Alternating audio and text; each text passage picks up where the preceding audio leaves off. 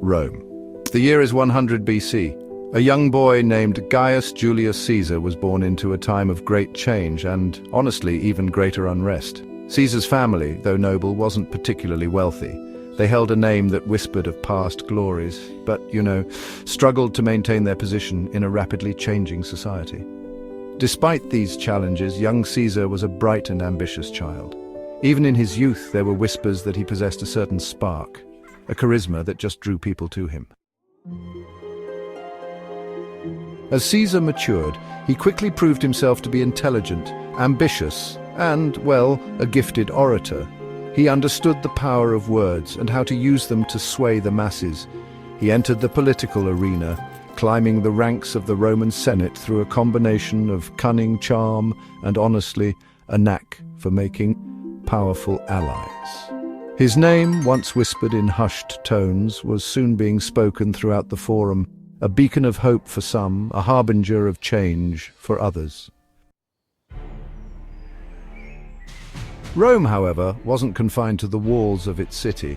The city itself was a marvel of architecture and culture, but its ambitions stretched far beyond the familiar stone streets and bustling marketplaces.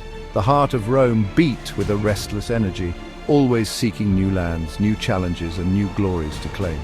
For the Romans, the world outside their city was both a source of danger and an opportunity for greatness. Its reach extended far beyond, and Caesar yearned for the glory of military conquest. He was not content to simply govern or debate in the Senate. He wanted to carve his name into history through action. The legions of Rome, disciplined and formidable, became the instruments of his ambition. As they marched out from the city, they carried not just weapons and armor, but the hopes of an empire hungry for expansion. Caesar saw himself as the man destined to lead them to greatness. He was given command in Gaul, a vast region that encompassed what we now call France and parts of Belgium, Germany, and Italy. This was no small assignment. Gaul was a land of fierce tribes, unpredictable weather, and daunting terrain. The people who lived there were proud and independent, skilled in the arts of war and survival. For Caesar, Gaul represented both a tremendous challenge and an unparalleled opportunity. If he could conquer this land, he would secure not only wealth and territory for Rome, but also everlasting fame for himself. Over the course of 8 years, Caesar waged a brutal and bloody campaign, conquering the Gauls and expanding Rome's dominion. The battles were fierce and often desperate, with both sides suffering heavy losses. Caesar's tactics were innovative and ruthless.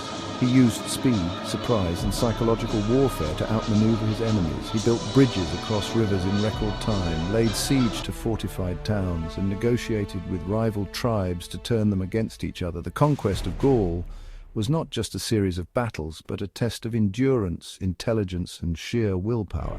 He proved himself a brilliant military strategist and a fearless leader, earning the loyalty of his soldiers and, striking fear into the hearts of his enemies. Caesar inspired his men by sharing their hardships, leading from the front and rewarding bravery. His charisma and determination turned ordinary soldiers into legends, and his victories in Gaul became the stuff of Roman legend. By the end of his campaigns, Caesar had not only expanded Rome's borders, but had also transformed himself into one of the most formidable commanders in history, a man whose name would echo through the ages as the very embodiment of military genius and ambition. With Gaul firmly under his control, Julius Caesar stood at the height of his military power. Years of relentless campaigning had transformed him from a mere general into a living legend among his men.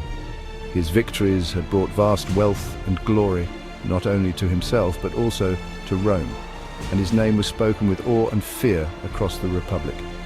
Yet, as the dust settled on the battlefields of Gaul, Caesar's ambitions grew ever larger. He knew that true power did not lie only in distant conquest, but in the heart of Rome itself. Caesar turned his gaze back to Rome, a city simmering with unrest. The Senate, once the proud center of Roman authority, was now fractured by bitter rivalries and plagued by corruption. Political alliances shifted like sand, and the people of Rome grew weary of the endless intrigue and uncertainty. Caesar understood that the Republic was vulnerable, and he saw an opportunity to seize control and restore order on his own terms. The Republic was in turmoil, plagued by corruption and internal power struggles. Senators schemed against one another, and the old traditions that had once held Rome together were crumbling. The city's streets echoed with rumors of plots and betrayals, and the common people looked for a leader who could bring stability. Caesar's popularity with the masses made him both a hero and a threat in the eyes of the Senate. Standing on the banks of the Rubicon River, Caesar faced the most critical decision of his life. The Rubicon was more than just a shallow stream. It was the symbolic boundary between his province and the city of Rome. To cross it with his army was to break Roman law, to challenge the authority of the Senate, and to risk everything he had achieved.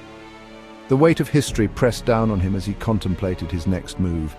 Crossing it with his army meant open defiance of the Senate, an act of treason punishable by death.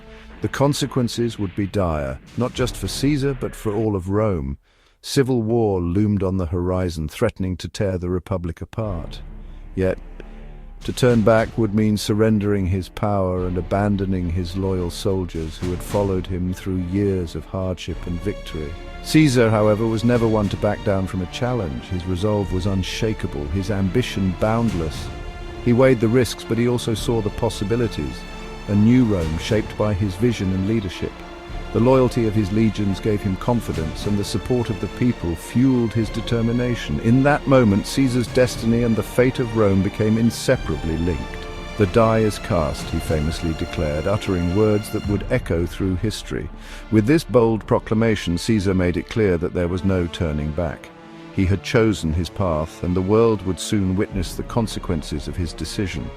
And so, with unwavering determination, he led his legions across the river, igniting a civil war that would, without a doubt, forever change the course of Roman history. The crossing of the Rubicon marked the beginning of the end for the Roman Republic and the rise of an empire under Caesar's command.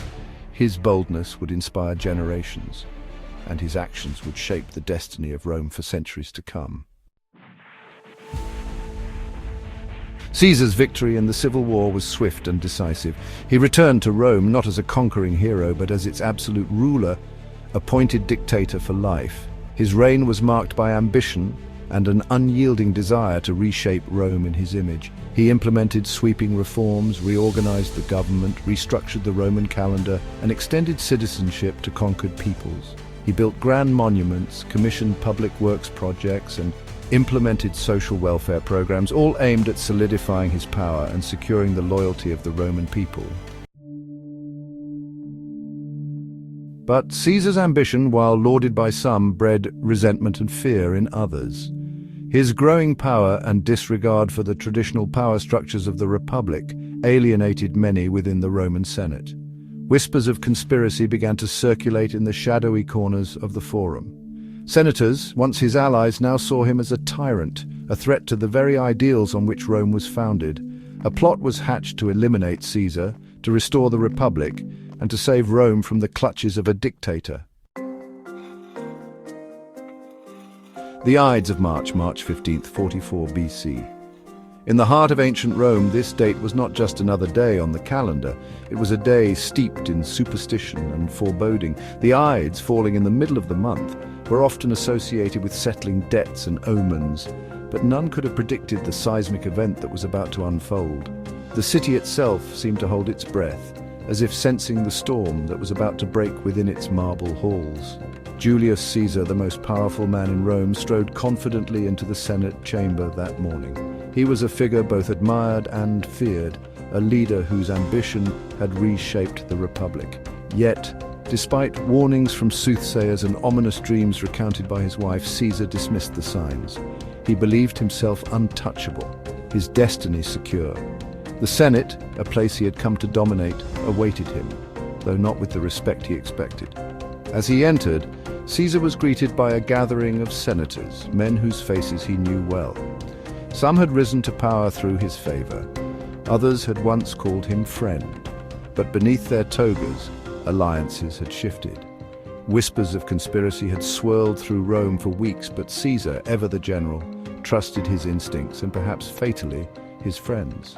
The chamber, usually filled with debate and rhetoric, was thick with tension, every glance and gesture loaded with hidden meaning. As Caesar began to address the Senate, the conspirators made their move. In a sudden, coordinated attack, they closed in around him. The air was shattered by the chaos of betrayal. The sound of sandals scraping marble, the rustle of togas, and the sharp intake of breath as the first dagger was drawn. The Senate, once a symbol of Roman order, became a stage for treachery. Daggers flashed in the dim light, their blades glinting with deadly intent. They tore through Caesar's toga, slashing at the man who had once been their benefactor, their leader, their friend. Each blow was a statement, a rejection of tyranny, or so the conspirators believed. The violence was swift and merciless, the white of Caesar's toga quickly stained with crimson. Stunned, Caesar staggered, his eyes searching the faces around him. Shock, pain, and a profound sense of betrayal flickered across his features. He had faced enemies on the battlefield, but nothing could have prepared him for this, the cold treachery of those he had trusted most.